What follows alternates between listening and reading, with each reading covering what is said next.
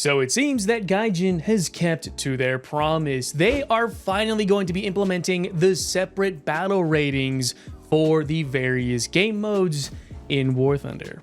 And when I say the various game modes for War Thunder, I'm going to be focusing on ground RB, as this is where many of the changes will be taking place. And seeing that I am mostly a higher tier, around 8.7 and above player and content creator, I figured we go ahead and talk about this in detail, because this is something that is going to affect my gameplay as well as my content greatly. Oh, and one more thing before we go ahead and dive into the meat of this talking head, I do have to give you guys a quick disclaimer. The majority of this information I'll be providing to you is publicly available, meaning that if I miss something, or perhaps you want to read something into a little bit more detail, you're more than welcome to click the links down below in the description. They'll take you right to these dev blogs, and you can scrutinize it to your heart's content.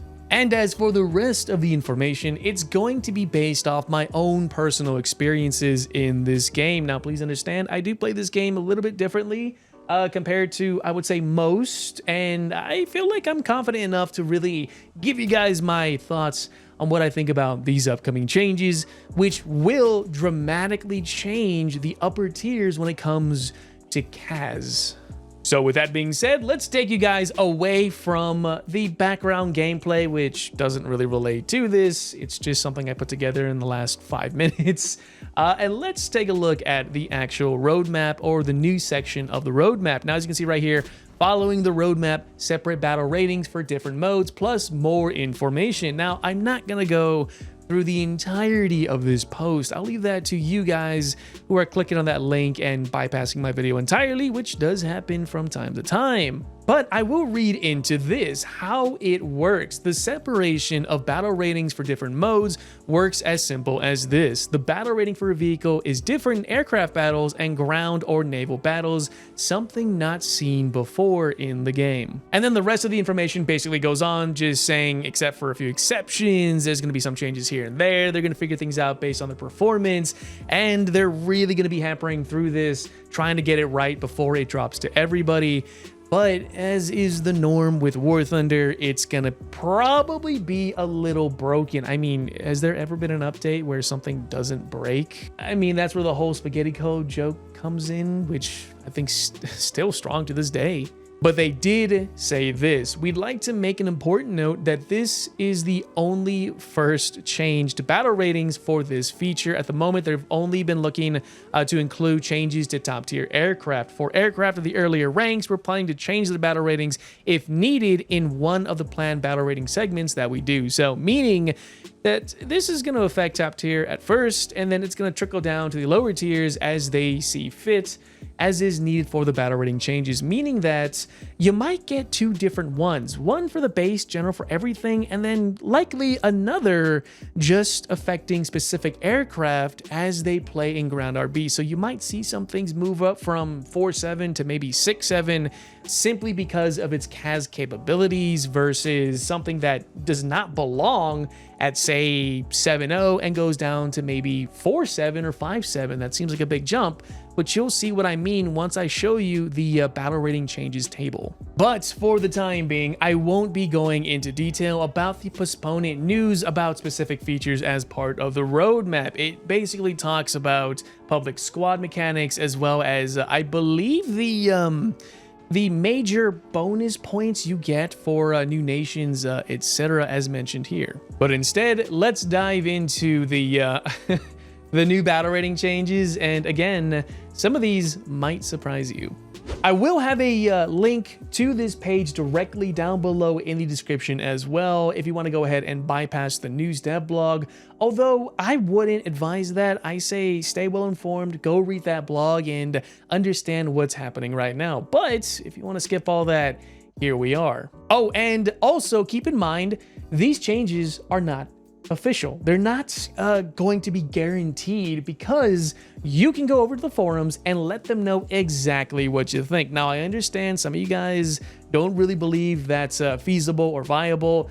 Trust me when I say they do listen to us. They listen to us as creators, and they listen to you guys, and at times They've even told us to talk about this to get you guys to be more informed about it. It's happened several times since the boycott happened last year, and I've seen a lot of good results from it. So again, if you don't like something, say it, and they'll probably do it. Who knows? Now let's go ahead and start from top to bottom. As you can see right here, if you weren't already paying attention, there's now air RB and ground RB. As you can see how it is right now, a lot, and I mean, holy crap, a lot of things are going to be moving down to 11.7 from 12.3 to 12.0, with the SU25 SM3 going up to 12.7. Dude, that thing at 11.7 was nuts. It is nuts. It still is. It's still there. God, it's 4, or was it 4? I completely forgot. Excuse me about the brain fart. The 38 MT missiles are nuts. I spank SPAs with those things, and just good luck intercepting them too. By the time you see it, yeah, go watch my previous video on it. You'll understand exactly what I mean. The Harrier GR7 and the AV8B Plus are also going up. I believe these also feature, and I'm pretty sure they do, the new G variant of the Maverick missiles, which are equally as insane, although they're nowhere near as efficient, I think, compared to the 38 MTs found on the Su-25 SM3. Scrolling down a little bit, we have the Phantoms also going down to 10.7. These are some pretty big changes from 11.3 to 10.7. Yeah, 11.3 to 11.0 for the MiG-23. The other Phantoms to 11.0.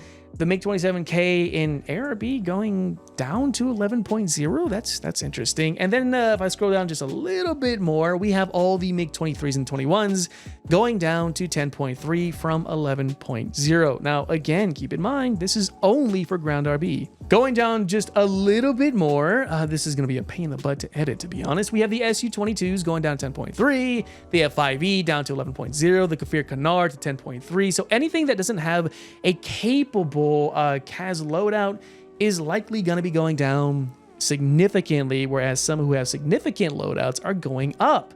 This is where things get a little bit more interesting. If we go down to the Buccaneer, the Jaguar, the AMX, which I'm sad about, going up to 11.0, but that thing is pretty nuts. I guess it kind of makes sense. Those are going up to 10.7 and 11.0 respectively. Su-17 going down, Jaguars, the Tram going up to 10.7. And here's a more interesting one. The A10A late and the A variants are going up from 10.3 to 10.7 and 10.0 to 10.3, which I find kind of unusual because they're not that good. Now, don't get me wrong. I've been birded by A10s. I've birded people in my A10s as of late, and I don't really feel these are appropriate sitting at these respective BRs because those things are toilet paper. You shoot them with a Stinger missile, there's about a 90% chance both your wings are coming off. But if you didn't notice in this list as we go down, we have the Ayit A4E going up to 9.7, 9.0, cool.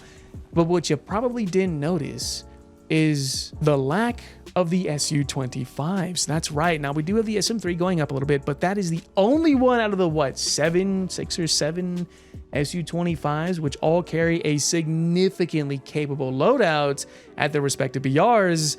None of them are to be found, but the A10 goes up. I don't know. Maybe I don't play it enough. I've been playing around this BR for a little bit, and I love fighting A10s. They're hilariously bad to fight against. Well, actually easy, if you know what I mean, but I find that a little concerning and is something I'm going to bring attention to in my own ways because I don't agree with it. And that's it for when it comes to the upcoming BR changes. Will this affect top tier? Oh, yeah. I'm not even BSing you guys. I'm not reading from a script or anything. I'm being real. It's going to change up top tier. It's going to make CAS a little bit more unpredictable. It's going to make it a little less efficient, which is probably a good thing because now some aircraft which don't regularly fight 2S6s, Pansirs, Strelas are now going to be fighting them almost every single time. I'm talking about the Ayit. The A10 already does anyways. The AMX already does anyways, but now it's going to fight the Pansir if it gets into an 11.7 up tier, which means the entire dynamic of CAS in ground RB is going to change. But the question is, will it change for the better, or is it going to not change at all? Maybe I'm just being dramatic. Maybe I'm just trying to get clicks. Who knows? Let me know down in the comment section what you guys think. And that's honestly all I've got for you guys for when it comes to these upcoming changes. If by any chance you want to see some of these aircraft changes previously, you can go ahead and take a look at my previous video releases showcasing them, as they're still pretty relevant in today's environment. Maybe not some from about a year or two ago, but the more later ones, most certainly. But anyways, again, that's all I got for you guys. Thank you for taking the time to watch or otherwise listen to this video. And if by any chance you want to continue supporting me as a creator, which goes a long way, you are more than welcome to support me via the usuals, right? Maybe channel memberships, Patreon is available, or checking out my live streams on Twitch if you guys want to go ahead and check that out as well. Been a lot of fun over there. I mean, really, if you want the unhinged Justin that curses too much, that's exactly where you're going to find him. But with all that being said, I hope you guys did enjoy everything, and I will see you not only in the next video or even those streams, but most certainly in the new CAS environment of the next major update. When is Gaijin dropping those dev blogs? I have no idea. I'll see you next time.